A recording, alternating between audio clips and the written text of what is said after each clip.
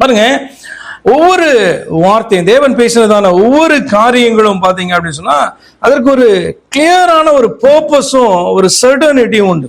ஒரு முக்கியமான என்ன காரணத்துக்காக பேசினாரோ அந்த காரியம் வந்து பாத்தீங்கன்னா ரொம்ப ஸ்பெசிபிக்காய் காணப்படும்.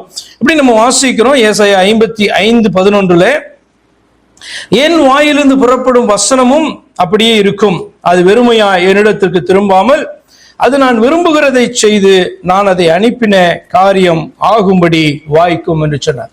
அப்படியானால் ஆண்டவர் நம்மளிடத்துல பேசுகிறதான காரியங்கள் அல்லது வேதத்தில் எழுதப்பட்டிருக்கிற காரியங்கள் அத்தனைக்கும் வந்து பாத்தீங்கன்னா ஒரு பர்பஸ் உண்டு. அது வந்து பாத்தீங்க அப்படின்னு சொன்னா it is certain and has a clear purpose. அதுக்கு நாமளே ஒரு பர்பஸை வந்து உண்டு பண்ணுகிறது அல்ல, அதனுடைய விளக்கத்தை ஆண்டவர் வந்து பாத்தீங்கன்னா அந்த வசனத்துல, அதாவது வேத வாக்கியங்களுக்குள்ளாகவே அவர் வைத்திருக்கிறார். ஆனபடினாலே அது தன்னுடைய வேலையை அது சரியா செய்யும்.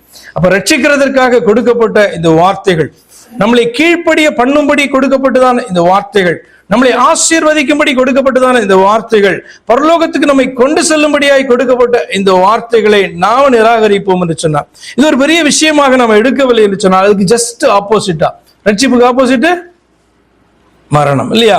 ஜீவனுக்கு ஆப்போசிட் மரணம், நன்மைக்கு ஆப்போசிட் தீமை, ஒளிக்கு ஆப்போசிட் பரலோகத்துக்கு ஆப்போசிட், அப்படியே ஜஸ்ட் ஆப்போசிட். ஏனென்று சொன்னால் இவ்வண்ணமாக நன்மைக்கு கொடுக்கப்பட்டதான காரியம் நம்முடைய வாழ்க்கையில எப்பொழுது தீமைக்கு ஏதுவாக மாறுகிறது என்று சொன்னால் அந்த நன்மையை நம்ம பற்றி கொள்ளலைன்னா, கர்த்தருடைய வார்த்தைகளை சீரியஸா எடுக்கல அப்படின்னு சொன்னா தப்பான எண்ணம் உண்டாகி அதன் மேல நம்பிக்கை வைத்து அந்த பாதையில ஓடும் பொழுது அது என்ன பர்பஸுக்காக ஆண்டவர் கொடுத்தாரோ அந்த பர்பஸை நம்முடைய வாழ்க்கையில செய்யாதபடிக்கு நாமளே என்ன பண்றோம், மாற்றிக்கொள்ளுகிறோம். அது நம்மை மாற்றிக்கொள்ளுகிற காரியம் வழிய வசனத்தை மாற்றுகிறதான காரியம் அல்ல.